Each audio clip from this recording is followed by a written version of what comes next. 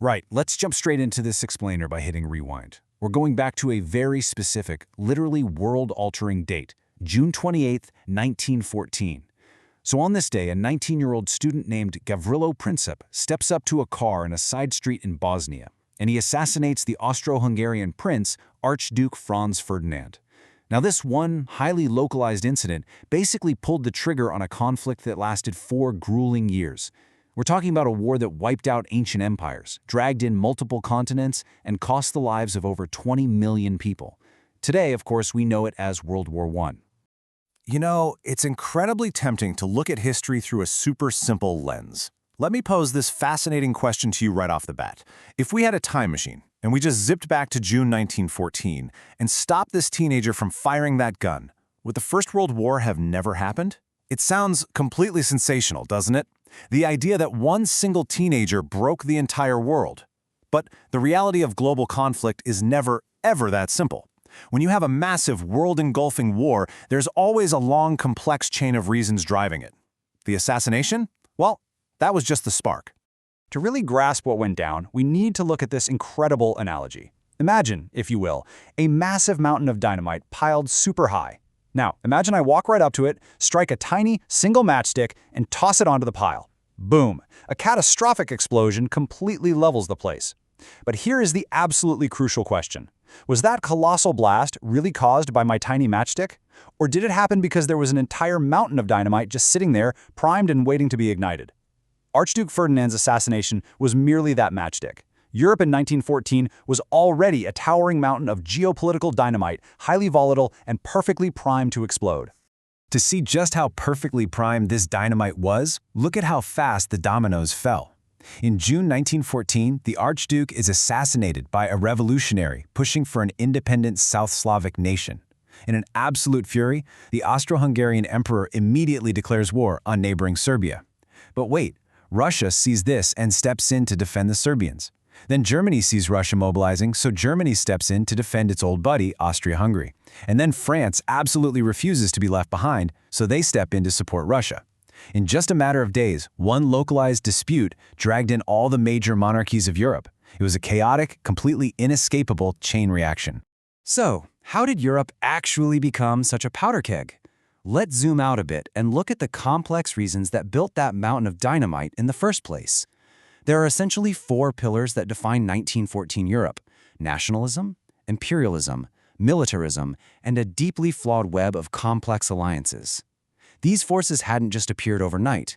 They've been bubbling beneath the surface for decades, effectively sealing the fate of the continent long before that fatal shot was ever fired. The crucial point here is how we define our first pillar, nationalism. Because in the context of early 20th century Europe, this was not about liberation. It wasn't about fighting for a country's freedom. No, this was a really aggressive, dangerous brand of nationalism rooted in racial superiority. It was this fierce, toxic belief that your country was inherently better than all the others and that neighboring countries were simply inferior. The rulers and emperors at the top essentially weaponized this specific brand of pride, manipulating it to convince their citizens to eagerly wage war. It was really just a tool of control, completely dressed up as patriotism. And that aggressive nationalism directly fueled the second pillar, imperialism. In practice, the imperial systems of this era functioned as basically state-sponsored wealth extraction, global looting, really. The monarchs of these great empires didn't just want to manage their own countries. They wanted to capture foreign nations for pride, for power, and, let's be honest, most importantly for profit.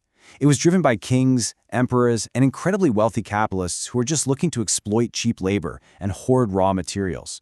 Capitalist empires were continually trying to capture, exploit, and drain the wealth of other nations just to line their own pockets. To pull all that off, you need brute force, which perfectly illustrates our third pillar, militarism. You simply cannot maintain a massive imperialistic empire without a massive military, and brute force costs a lot of money.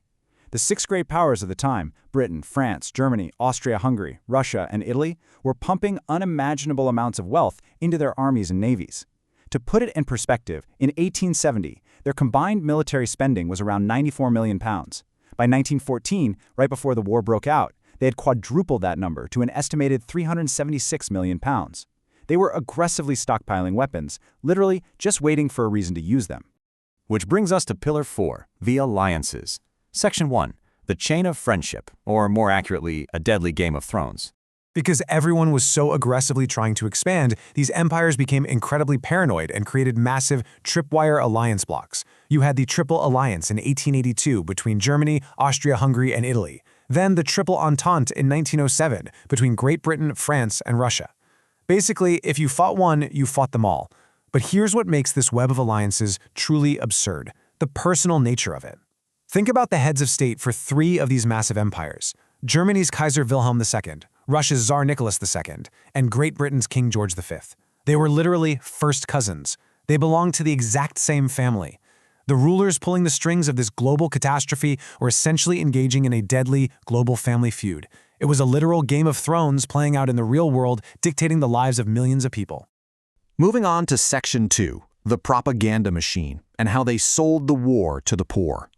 This whole situation raises a pretty glaring question, right? Why on earth would common, everyday people, many of whom were deeply impoverished or unemployed, agree to go to the trenches to fight and die for the squabbles of wealthy cousins? Did the common people actually want World War I? The answer is overwhelmingly no. They fought because they needed jobs to survive, and because they were fed a masterfully constructed lie. On one hand, jingoistic media and official poets like Alfred Tennyson glorified war as this noble, gentlemanly profession to lure in the poor. But the grim reality, detailed by anti-war poets like Wilfred Owen, was vastly different. It wasn't glorious heroic charges. It was poisonous fumes, coughing blood, and losing limbs. The media completely hid this inhumane, horrific reality from the public to keep the war machine churning.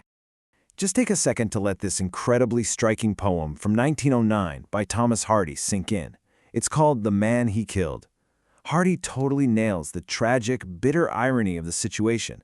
He writes about a soldier who shoots another man on the battlefield simply because they were both unemployed, needed to earn money for their families, and enlisted.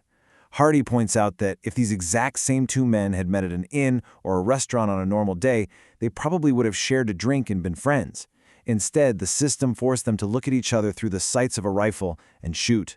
And that leads us to Section 3, the human reality, featuring mutinies and the famous Christmas truce. So once the soldiers actually arrived at the front lines, that shiny propaganda shattered pretty much instantly. The grim reality set in, and a lot of them simply refused to play the game anymore. There were incredible acts of defiance against the war machine. Entire French battalions just dropped their weapons and surrendered, and Russian soldiers actively revolted against their own rulers. But the absolute most remarkable break in the illusion happened in the winter of 1914 during the Christmas truce. British and German soldiers, sworn enemies according to their kings, spontaneously stopped fighting. They literally climbed out of their trenches, met right in the middle of the battlefield, swapped food, and sang songs together. In that moment, these common folks realized they had absolutely zero personal reason to kill one another. It was this beautiful display of humanity, but tragically, it was crushed. Their commanders ordered them to stop celebrating, explicitly threatening them that if they refused to go back to shooting each other, they would be executed by their own troops. So we come back to that mountain of dynamite. It wasn't just built by nationalism, imperialism, and military alliances. It was built by a system that placed the ambitions of a few powerful elites way above the lives of millions of regular people.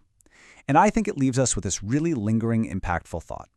If the soldiers in those trenches had no personal reason to fight each other, why are common people continually forced to sacrifice their lives, their futures, and their humanity for the pride and greed of rulers? It's a question that completely defined the tragedy of the First World War, and honestly, it's one we absolutely must continue to ask ourselves today. Keep learning, keep questioning, and I'll see you in the next explainer.